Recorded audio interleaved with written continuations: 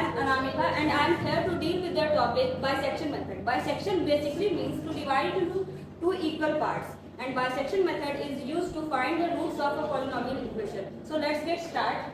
Let fx is equal to 0 be a non-linear equation and its initial approximation is of closed interval of a to b. And if initial approximation is not given, we have to tabulate f of x.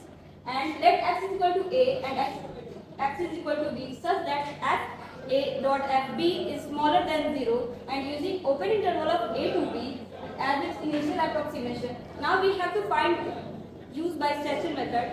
So x1 is equal to a plus b upon 2.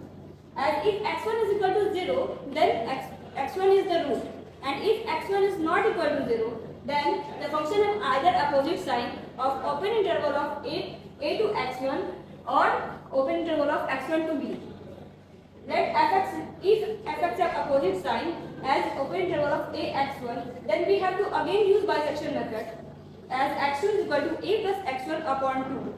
If x2 is equal to 0, then x2 is the root, and if x2 is not equal to 0, then you have to continue the process as the value is started repeating again and again. Let's see an example. Find the root of the equation x cube minus x minus 1. So we have to find that if initial approximation is given or not given. If here initial approximation is not given, then we have to tabulate f of x.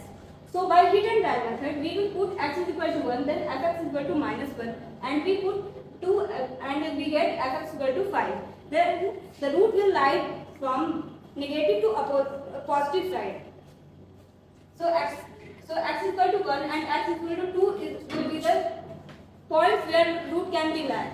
Then such that f1 dot f2 is smaller than 0. So we take open interval of 1 to 2 using initial approximation. By bisection, first approximation is x1 is equal to 1 plus 2 by 2 is equal to 1.5. Here f1.5 is equal to 0.87. Now f1 dot f1.5 is smaller than 0. Then root lies between open interval of 1 to 1.5.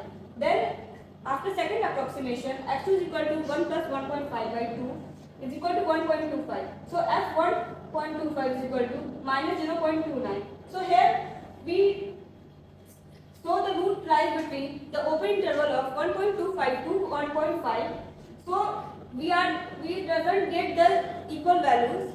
So we have to continue the process until we get the required root of the equation. That's all from my side. Thank you.